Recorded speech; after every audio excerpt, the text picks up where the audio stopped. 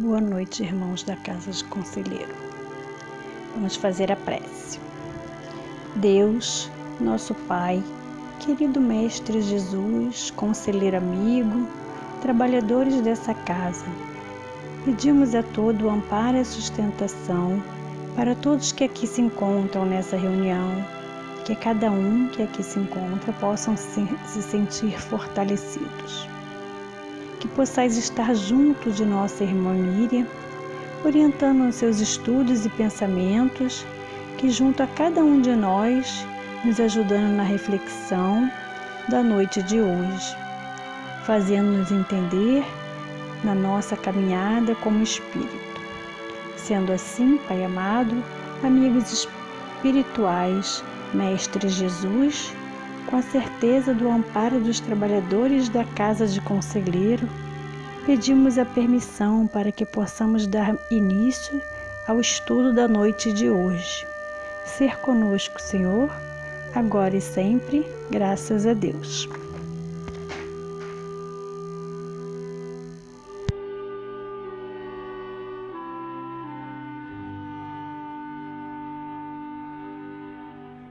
Boa noite, meus irmãos. Hoje nós iremos falar do livro do estudo de hoje, que fala no Evangelho segundo o Espiritismo, no capítulo 24, Não coloqueis a candeia debaixo do alqueire, o item 11 e o item 12.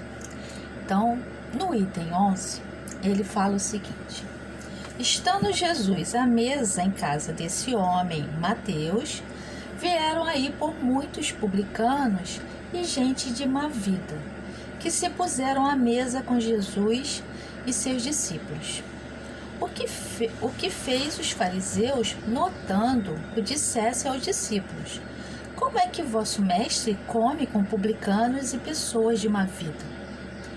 Tendo ouvido isso, disse-lhe Jesus: não são os sãos que gozam de saúde e que precisam de médicos? Está em Mateus, capítulo 9, versículo de 10 a 12.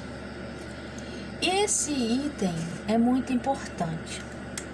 Aqui, no livro Caminho, Verdade e a Vida, na lição 187, que vai falar sobre o banquete dos publicanos. Quem traz para a gente é o Emmanuel. E ele diz o seguinte: de maneira geral, a comunidade cristã, em seus diversos setores, ainda não percebeu toda a significação do banquete do Mestre, entre publicanos e pecadores. Não só a última ceia com os discípulos mais íntimos se revestiu de singular importância. Nessa reunião de Jerusalém, ocorrida na Páscoa, revela-nos Jesus o caráter sublime de suas relações com os amigos de apostolado. Trata-se de ágape íntimo e familiar, solenizando despedida afetuosa e divina lição ao mesmo tempo.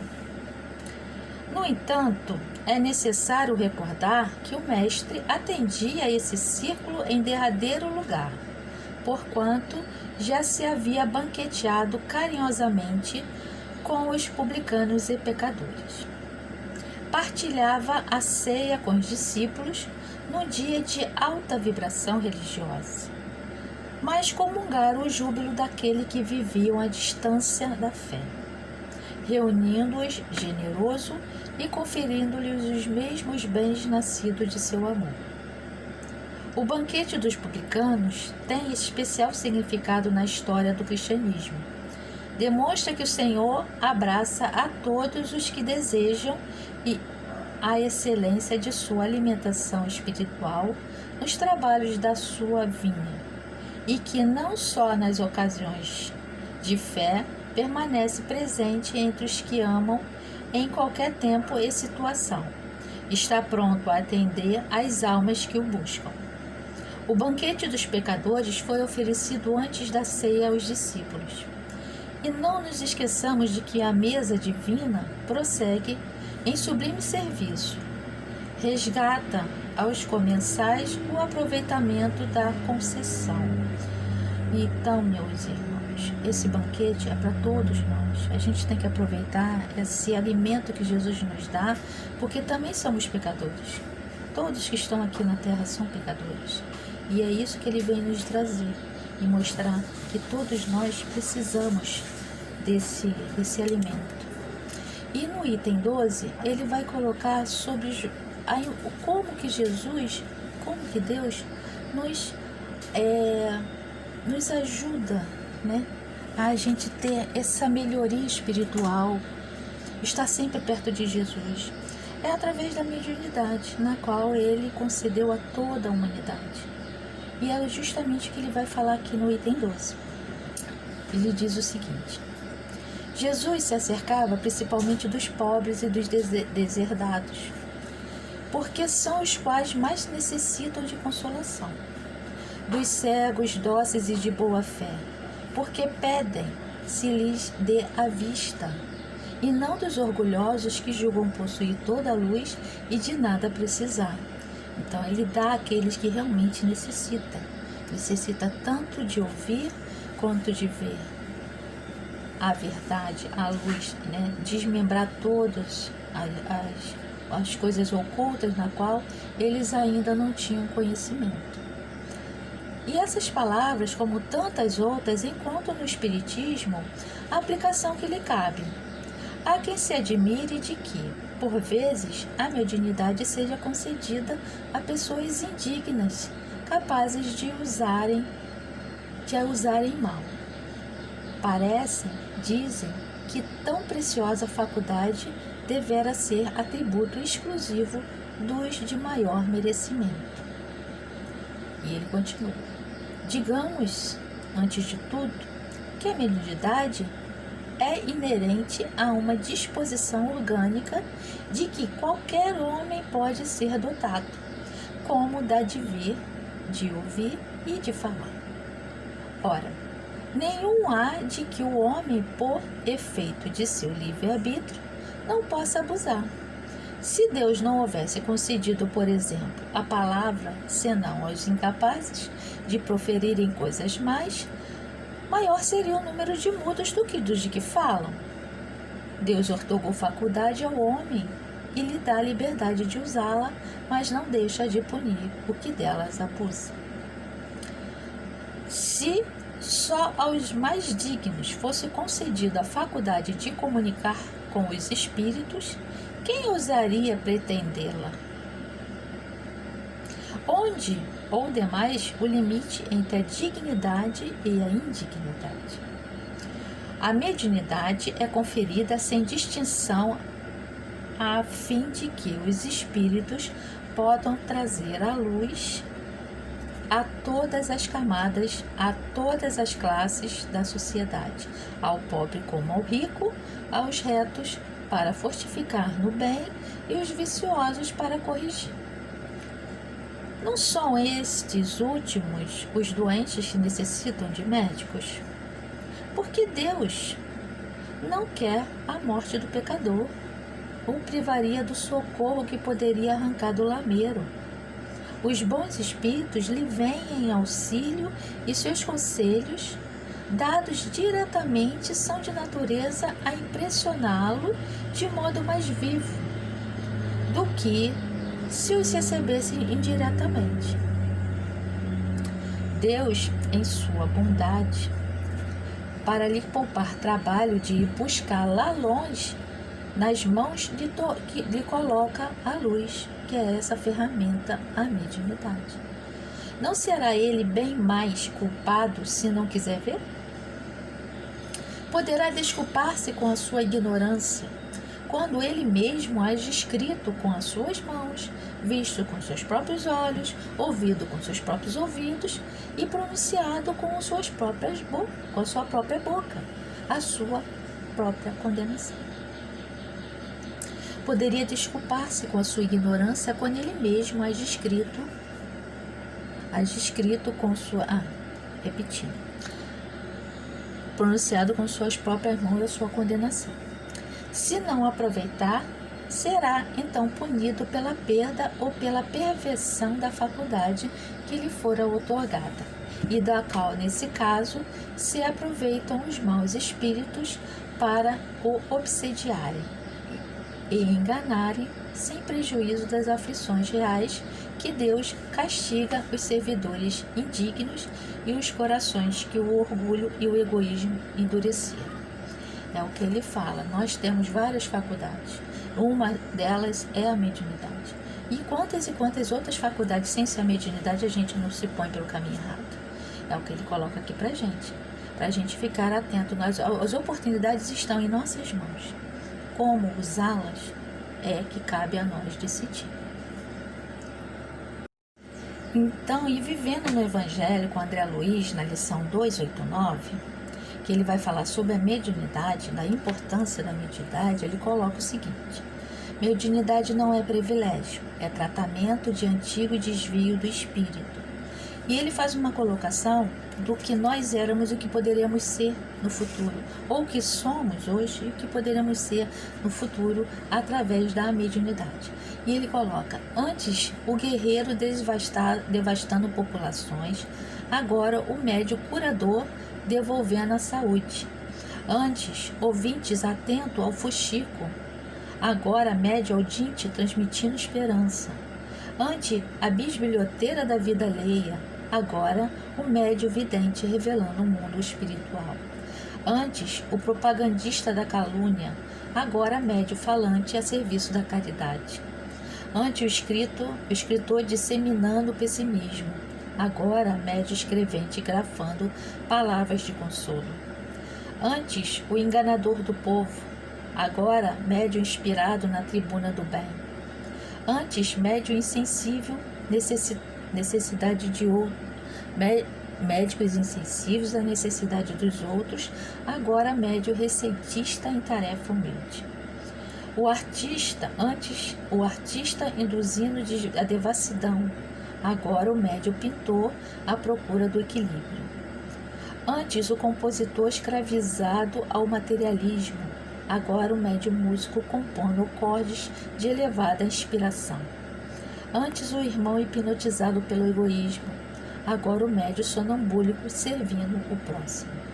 O medianeiro emerge do passado como devedor de multidões e encontra na doutrina espírita o caminho com Jesus para o reencontro da paz. Compromisso mediúnico, pois é medicamento útil e necessário.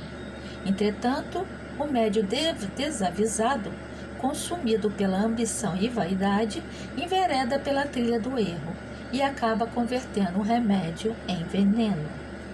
E voltando ao Evangelho segundo o Espiritismo, para finalizar, ele fala o seguinte: a mediunidade não implica necessariamente na relação habituais com espíritos superiores. É para uma aptidão para servir de instrumento mais ou menos útil ao espírito, em geral. O bom médium, pois, não é aquele que comunica facilmente, mas aquele que é simpático aos bons espíritos. E somente dele tem assistência.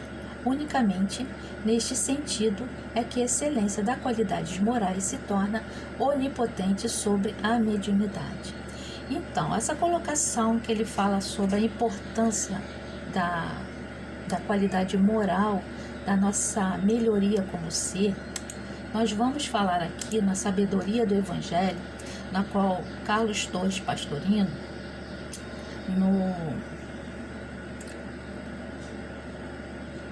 no item 91, ele coloca pra gente a importância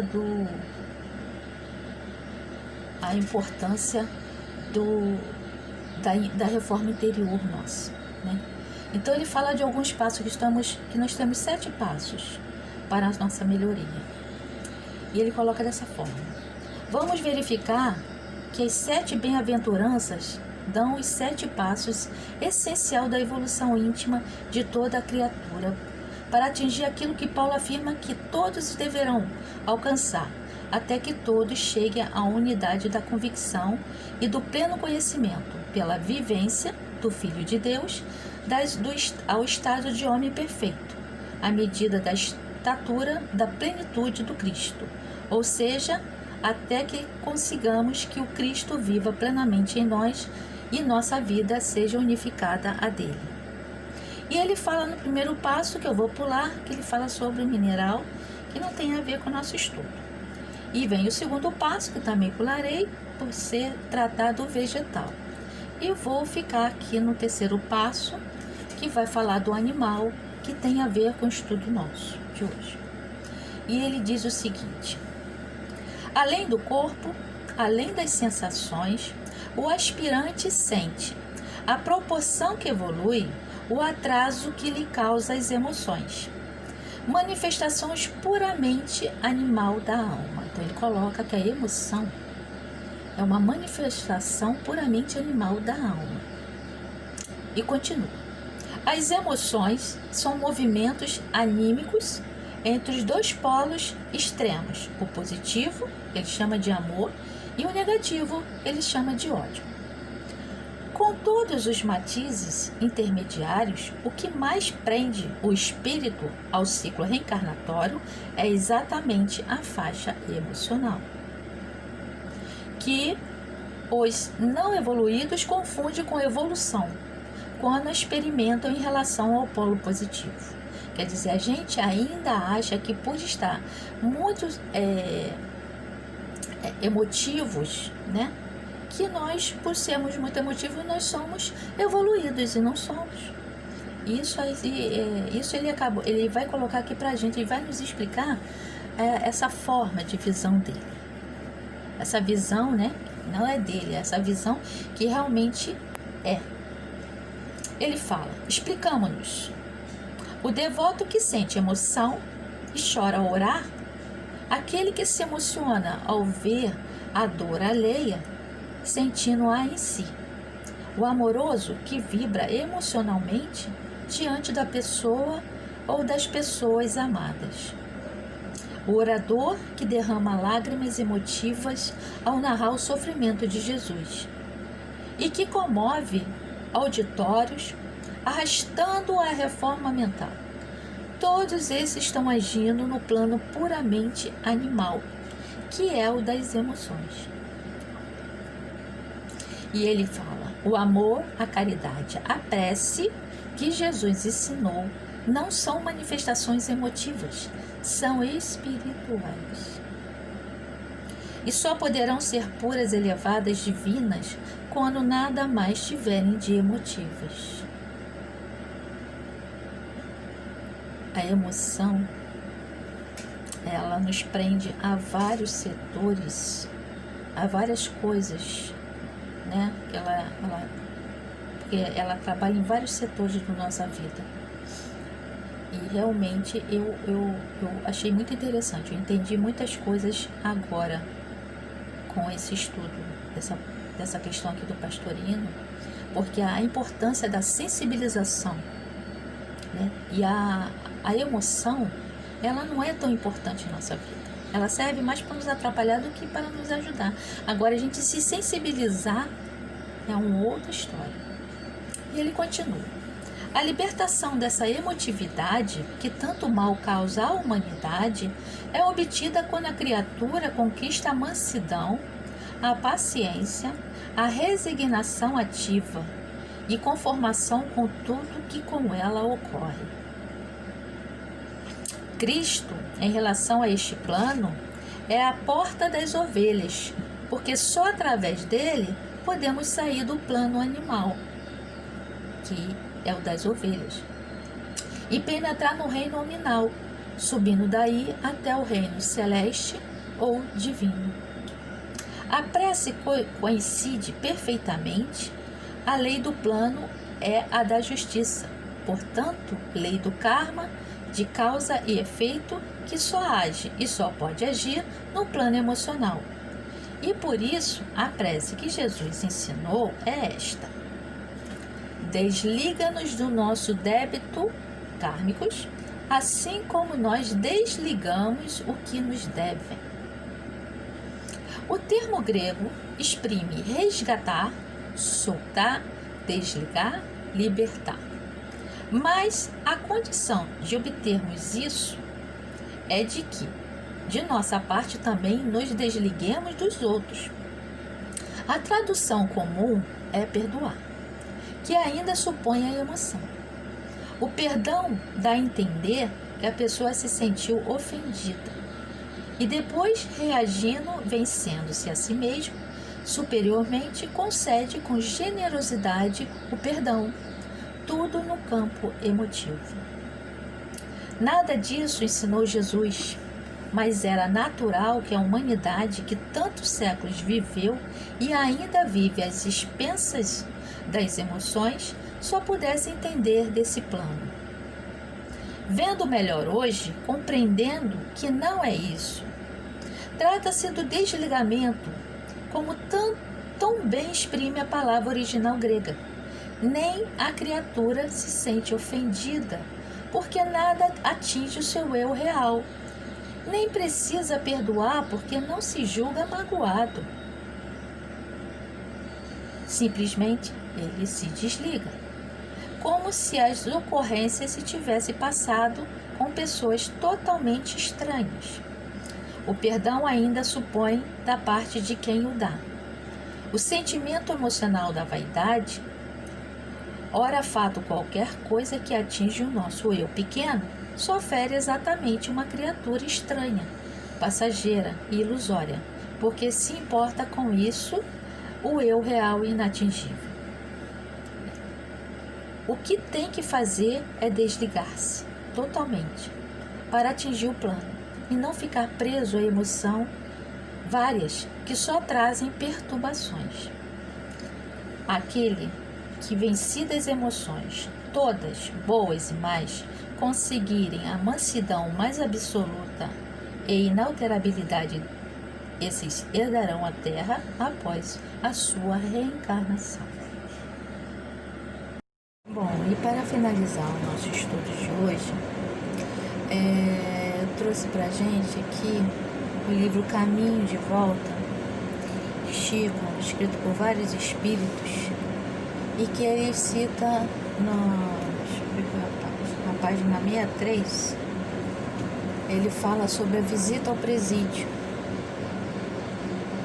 E ele fala o seguinte: comparecendo a uma reunião da fraternidade promovida por senhoras uberabenses em presídio da cidade, com a finalidade de abraçar nossos companheiros ali internados, convidado à prece, lembramos-nos de que antes de ir à reunião havíamos lido e meditado o item 12 do capítulo 4 do Evangelho, que é o estudo da gente de hoje.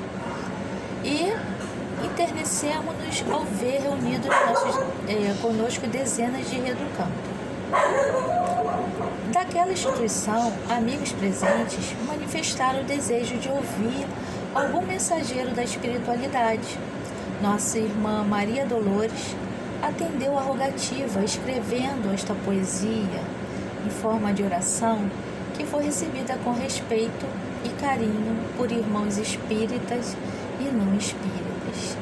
E a Maria Dolores coloca para a gente a prece por libertação. Então ele diz: eu quis finalizar com esse estudo porque os pecadores, a gente está falando deles, eles falam sobre a importância da mediunidade para que a gente se torne pessoas melhores. E eu achei essa prece muito bonita, queria compartilhar com vocês. E ela fala o seguinte, que eu acho que cabe a todos nós: Jesus, Mestre e Senhor, todos nós, os tutelados teus, vinculados ao mundo, estamos presos de algum modo e quase sempre a sós, no caminho anterior para a união com Deus. Em sentido mais amplo e mais profundo, quase todos estamos encadeados a problemas que nos compete dia a dia a trilhar palmo a palmo a vereda sombria da inquietação extrema.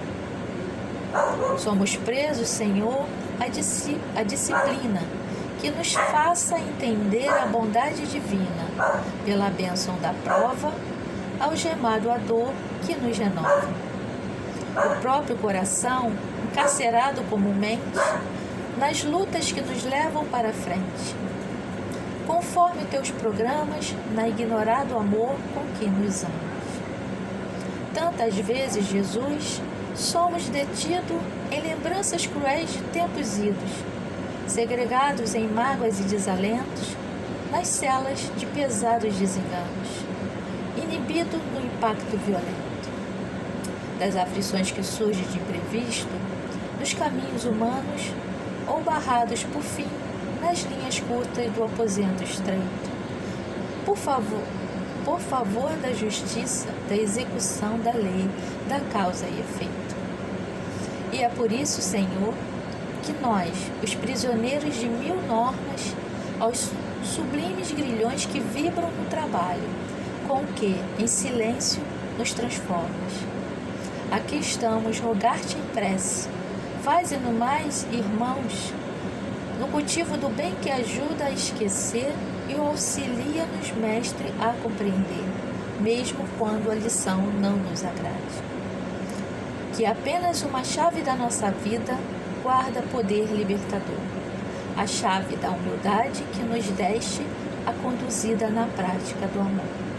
E essa oração de Maria Dolores, que eu dedico a todos nós, e peço em prece, em agradecimento a todos que participaram para que esse estudo chegasse a vocês, desde a prece inicial, a intuição dos espíritos que nos envolvem, nos ajudando nas nossas dificuldades, e agradecendo a Deus Sublime por esse momento, por esse estudo, que para mim foi muito, muito bom.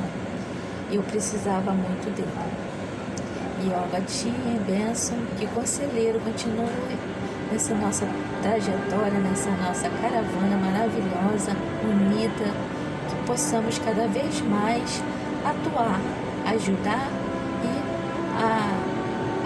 agradecer as oportunidades concedidas, o trabalho nos dados, e também para que possamos estar juntos vibrando nesse momento tão complicado e maravilhoso, como está sendo maravilhoso para muitos.